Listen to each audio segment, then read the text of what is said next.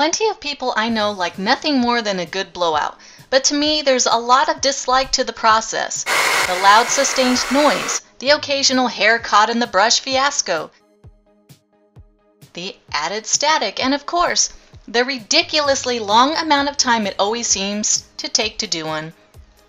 So I figured I may as well learn how to blow dry my hair correctly and how to get it over with as quick as possible. Girly quick tip number 1. Pick the right blow dryer for a better blowout. If you feel you are suffering from a poor hair care routine, you may want to have a look at your blow dryer. Some of us don't really pay attention to what type of hair dryer we use, but believe it or not, a good blow dryer does matter, especially for those with frizz concerns. It all starts here. Coupled with the right products, a good dryer can lead the way to a great hair day. If you're stuck with the wrong dryer, though, problems can arise. Fun fact. Did you know that cheap blow dryers are too hot and lack proper power? They are very hot because there is very little power behind them. You end up exposing hair to heat for longer periods, causing damage over time. Since there's no power behind a cheaper blow dryer, it can take forever to dry your hair and most people just give up. Because the hair is left with moisture in it, frizz begins, and we don't want that. When it comes to speed, ionic dryers are the way to go. Ionic dryers can help speed the drying process by up to 70%. They also make the hair smoother and less fried. The idea is that negatively charged ions help evaporate the water from the hair as you're drying, so the dryer doesn't need to be scalding hot. Thus, by using less heat, you're also preventing damage.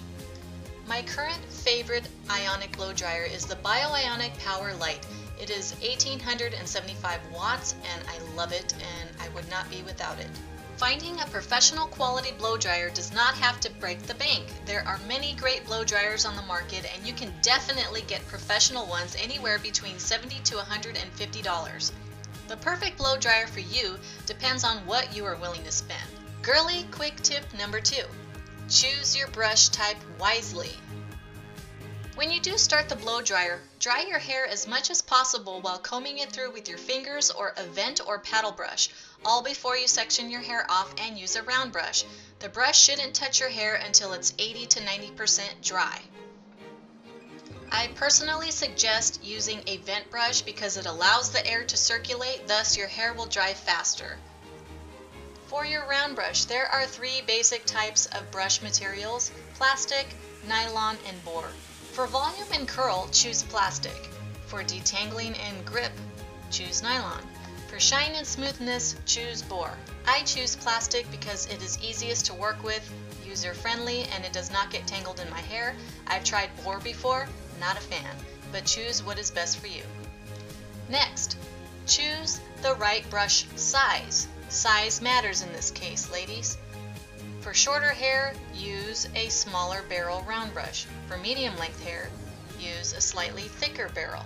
And for longest hair, use a large or huge jumbo barrel. The reason you need to match a round brush to your hair length is because the right size brush will make the job 10 times easier, trust me. Girly quick tip number 3. Blow drying your hair during summer. I particularly hate blow drying my hair during the summer months. However, if you're someone like me who deals with year-round personal summers because of hormones, you will definitely want to utilize these tips. During the summer months, open the window while you blow dry. If there's no new air circulating, it can literally double your blow dry time. If it's really humid outside, turn the air conditioning on while you blow dry instead. Don't trap yourself in a teeny tiny bathroom with no air. Your blowout will take forever. When blow drying my hair, I usually have about 2 fans going at the same time, one next to me and one behind me. It really helps. Do your best to blow dry during the cooler part of the day, early morning or late at night.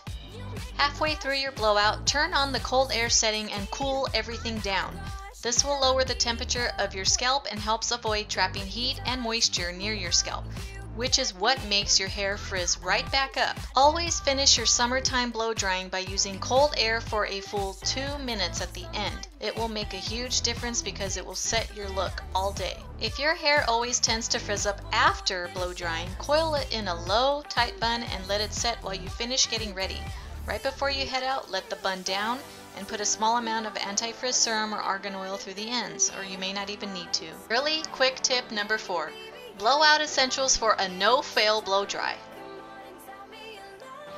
First thing I apply before blow drying my hair is a spray-in conditioner or detangler so that I'm not ripping out my hair as I brush it. It's always best to apply leave-in or detangler right after the shower before the hair starts to air dry. Spraying it on air-dried hair may cause the hair to feel sticky in the long run. After I rough dry my hair, I apply Sebastian Trilliant, which is a thermal heat protectant, and also it adds a lot of shine to my hair. I like to apply this before I actually do direct brush and blow dryer contact because it'll add that protection that I need. But if you apply it before, it may not be as helpful. You don't need a lot, just a little applied from the middle of your hair to the ends. You can also apply some other type of frizz tamer, argan oil, or protective serum, whatever you desire. You're probably already dividing your hair before you round brush it. It's not anything new, but I just have to throw it out there because it is part of getting a good blow dry. I don't do mini sections. I take 3 main sections, 1 lower piece, 1 mid piece, and then the last piece on top, and that seems to work just fine. Now here is a tip you may or may not have heard before. A section that I have already round brushed and is finished, I take that and pull that away from the rest of my hair using a soft scrunchie. That way I don't have to go over that area again, and it doesn't mix up with the remainder of my hair.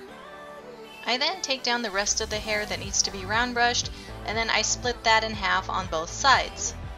After round brushing section number 2, I then take out the scrunchie and I add the finished section to the remainder of my finished hair. These soft scrunchies can be purchased at Ulta. They are my all-time favorite scrunchie. Okay, I am letting my last section down, and complete your final round brushing. To tame flyaways, I use John Frieda Frizzy's Secret Weapon. Here's another girly quick tip. Once you apply your finishing cream or whatever it is you're applying to finish, twist the product down into your hair. This will further smooth any crazy flyaways, and eventually it will untwist itself and look natural and pretty. Use whatever is left over on the top of your hair. Don't add too much. And that is it. You are good to go. Ever in my mind.